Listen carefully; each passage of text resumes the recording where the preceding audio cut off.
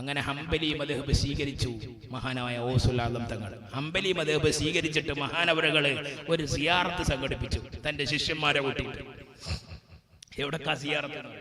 ഈ സിയാറത്തൊക്കെ എന്ത് ചെയ്യാ, ഇടക്കിടക്ക് ശേഖന്മാര് ശിഷ്യന്മാരെ കൂട്ടിയിട്ടൊക്കെ ചിലപ്പോൾ എന്ത് ചെയ്യും, സംഘടിപ്പിക്കും. ഗൗസുൽ ആലം തങ്ങൾ ഒരു സിയാറത്ത് സംഘടിപ്പിച്ചു. എവിടേക്കാ സിയാറത്ത്? മഹാനായ അഹ്മദ് ബിൻ ഹംബലി ഷൈബാനി റഹ്മത്തുള്ളാഹി അലൈഹിയുടെ ഖബർ സന്ദർശിക്കാൻ വേണ്ടി ഗൗസുൽ ആലം തങ്ങൾ പോവുകയാണ്. ഗൗസുൽ ആലം റളിയല്ലാഹു അൻഹു ഹംബലി മദ്ഹബ് സ്വീകരിച്ചതിന് ശേഷം മഹാനായ ഹംബലി ഇമാമിന്റെ ഖബർ സന്ദർശിക്കാൻ വേണ്ടിയിട്ട് പോകുന്നു. കൂടെ വമഅഹു ജമാഅത്തും മിനൽ ഔലിയാ, ബഗ്ദാദിലെ ഔലിയാക്കളായ ഒരുപാട് ആളുകളുണ്ട്. കാരണം എന്ത് ചെയ്യാ, എല്ലാ കുത്തുബ് കേട്ടുള്ള പിള്ളേരാണ് എന്നല്ലേ ഖാദി മുഹമ്മദ് തങ്ങൾ പറഞ്ഞിട്ടുള്ളത്. കുത്തുബുകളൊക്കെ മഹാനവറുകളുടെ കീഴിലാണ് ജീവിക്കുന്നത്. ആ ഔലിയാക്കളൊക്കെ കൂടി മഹാനായ അഹ്മദ് ബിൻ ഹംബലി ഷൈബാനി റഹ്മത്തുള്ളാഹി അലൈഹിയുടെ ഖബർ സന്ദർശിക്കാൻ വേണ്ടിയിട്ട് ചെന്നപ്പോൾ ഫറഔ അന്നൽ ഇമാമ ഖദ് അത്ലഅ മിനൽ ഖബരി, ഗൗസുൽ ആലം തങ്ങളും ശിഷ്യന്മാരായ ഈ ഔലിയാക്കളും മഹാനായ അഹ്മദ് ബിൻ ഹംബലി ഷൈബാനിയുടെ ഖബറിന്റെ അടുത്തേക്ക് എത്താൻ നേരത്ത് ഖബറിൽ നിന്നതാ അഹ്മദ് ബിൻ ഹംബലി ഷൈബാനി എണീറ്റ് വരുന്നു. വബിയദിഹി ഖമീസുൻ, മഹാനായ അഹ്മദ് ബിൻ ഹംബലി ഷൈബാനിയുടെ കയ്യിൽ ഒരു നീളം കുപ്പായമുണ്ട്, ഒരു ഖമീസുണ്ട്. ഫഅതാഹു ലിൽ ഗൗസി, അത് ഗൗസുൽ ആലമിനെ ഇട്ടുകൊടുത്തുകൊണ്ട് വതഅനകാ, തന്റെ മദ്ഹബ് ശോഷിച്ചു പോയപ്പോൾ ആ മദ്ഹബിനെ ജീവിപ്പിച്ച നേതാവിന് ഖബറിൽ നിന്ന് എണീറ്റ് വന്നുകൊണ്ട് ഒരു ഖമീസ് കൊടുത്തിട്ട് മഹാനവറുകൾ ഗൗസുൽ ആലം തങ്ങളെ കെട്ടിപ്പിടിക്കുകയാണ്. ദുനിയാവിൽ ജീവിക്കുന്ന പോലെ തന്നെ ഖബറിലും ജീവിക്കാൻ പറ്റില്ല. അവിടെ ടെക്സ്റ്റൈൽസ് ഒക്കെ ഉണ്ടെന്ന് മനസ്സിലായില്ലേ? കാരണം ഖമീസ് എവിടുന്ന് കിട്ടാനാ? മഹാനായ അഹ്മദ് ബിൻ ഹംബലി ഷൈബാനി റഹ്മത്തുള്ളാഹി അലൈഹി ഖബറിൽ നിന്ന് എന്ത് കിട്ടാനാ? എവിടുന്ന് കിട്ടാൻ? ഖമീസ് എവിടുന്ന് കിട്ടാനാ?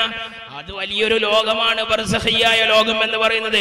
സ്വർഗത്തിന്റെ വാതിൽ തുറന്നു കൊടുക്കണേ എന്നാണ് നമ്മൾ ദ്വാരക്കലില്ലേ അല്ലെ? സ്വർഗത്തിന്റെ വാതിൽ ഖബറാളികൾക്ക് തുറന്നു കൊടുക്കണേ എന്ന് പറഞ്ഞ് നമ്മൾ ദ്വാരക്കലുണ്ട്. അത് തുറന്നു കൊടുത്താൽ പിന്നെ സ്വർഗത്തിലൊക്കെ പോയി വരാലോ, കുഴപ്പമുണ്ടോ? ഇല്ലല്ലോ.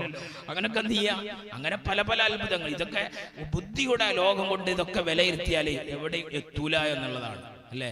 ബൽഖീസ് രാജ്ഞിയുടെ കൊട്ടാരം എന്ത് ചെയ്യാ, ഈ കണ്ണ് വെട്ടിക്കുന്നതിന്റെ ഇടയിലായിട്ട് ബൽഖീസ് രാജ്ഞിയുടെ കൊട്ടാരം എന്ത് ചെയ്തു? ഔലിയാക്കളിൽപ്പെട്ട ഒരാൾ കൊണ്ടുവന്നു എന്നാ ഖുർആൻ പറഞ്ഞത് അല്ലെ? ഔലിയാക്കളിൽപ്പെട്ട ഒരാൾ കൊണ്ടുവന്നു. അത് എങ്ങനെ കൊടുന്നു? ഇങ്ങനൊരു ബിൽഡിങ്, ഈ ബിൽഡിങ്ങിന്റെ 100 ഇരട്ടി ഉണ്ടാവും കേട്ടോ ബൽഖീസ് രാജ്ഞിയുടെ കൊട്ടാരം. ഇങ്ങനൊരു ബിൽഡിങ് ഏതിനെ ഇപ്പൊ കൊടുത്തിട്ടുണ്ടാവുക? ഭൂമിന്റെ മേലെ കൂടെ പോയ അവിടെ മരങ്ങളും മറ്റു ബിൽഡിങ്ങുകളും ഒക്കെ തട്ടും അല്ലേ? അതിനാണ് മഹാരഥന്മാർക്ക് വലിയ വസ്തുക്കളെ ചെറുതാക്കാനും ചെറിയ വസ്തുക്കളെ വലുതാക്കാനുമുള്ള കഴിവുണ്ട്. അതിൽ വിശദീകരണം പറഞ്ഞ സ്ഥലത്ത് റൂഹുൽ മആനിയിൽ ഇമാം ആലൂസി തങ്ങൾ പറഞ്ഞു, ഭൂമിക്കടിയിലൂടെയാണ് അത് കൊണ്ടുപോയത്. അത് കൊണ്ടുപോയത് ഭൂമിക്കടിയിലൂടെയായിരുന്നു എന്ന്. അപ്പൊ ഇതൊക്കെ ബുദ്ധി കൊണ്ട് അളക്കാൻ നിന്നാൽ എങ്ങനെ ഉണ്ടാവും? ബുദ്ധി കൊണ്ട് അളക്കാൻ നിന്നാൽ എന്ത് ചെയ്യാ? ബഹുമാന ഈമാനകളെ കൊണ്ട് മണ്ണിൽ ലഭിക്കൂല തീർച്ചയാണുണ്ട്. മഹാനായ ശൈഖുനാക്കൊരു വരിയുണ്ട്, ഈമാന് ഒരിക്കലും എന്ത് ചെയ്യൂല, ബുദ്ധി കൊണ്ട് വിലയിരുത്താൻ കഴിയൂല. ബുദ്ധിക്കപ്പുറത്താണ് ഇസ്ലാം കിടക്കുന്നത്. ഇസ്ലാം കിടക്കുന്നത് എവിടെയാണ്? ബുദ്ധിക്കപ്പുറത്താ. ബുനിയൽ ഇസ്ലാമു അലാ ഖംസി എന്നാ പറഞ്ഞത്. അങ്ങനെയല്ലേ? റസൂലുള്ളാഹിന്റെ പ്രയോഗം ശ്രദ്ധിക്കണം. മുത്തനബി സല്ലല്ലാഹു അലൈഹി വസല്ലം തങ്ങളുടെ പ്രയോഗം എന്താ? ബുനിയൽ ഇസ്ലാമു അലാ ഖംസിൻ. ഇസ്ലാമിനെ എടുക്കപ്പെട്ടത് 5 കാര്യത്തിന്റെ മേലാണ്.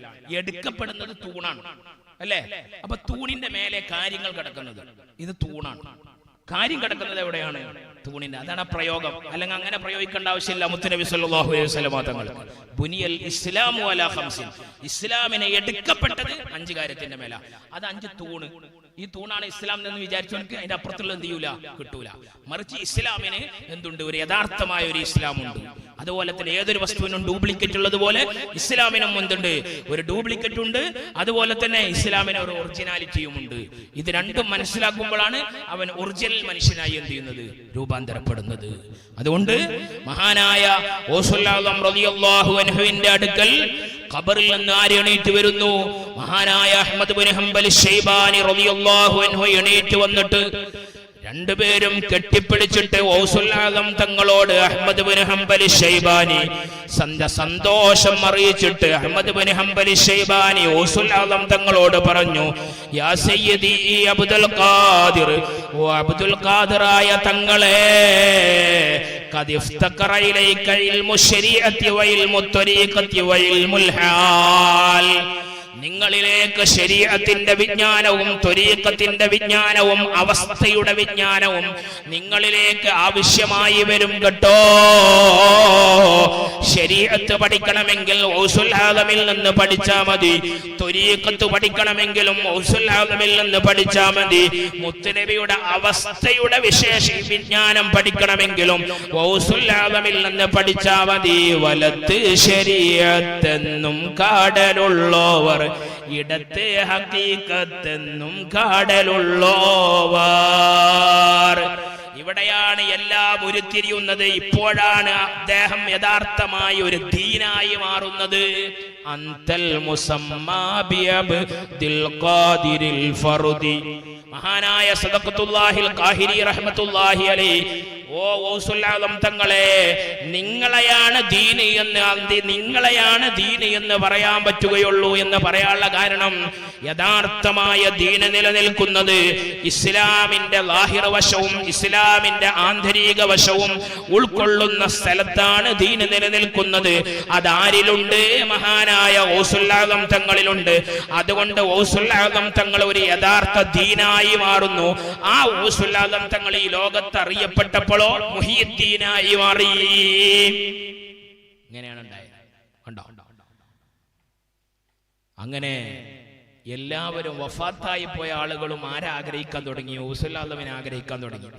കാരണം അഹ്മദ് ബിൻ ഹംബൽ ശൈബാനി വരെ, വഫാത്തായി പോയ അഹ്മദ് ബിൻ ഹംബൽ ശൈബാനി വരെ ആരെ സഹായം തേടുകയാണ്? ഗൗസുൽ ആദം.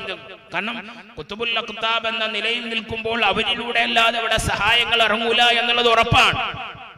അങ്ങനെയാണല്ലോ മഹാരഥന്മാർ പറയുന്നത്.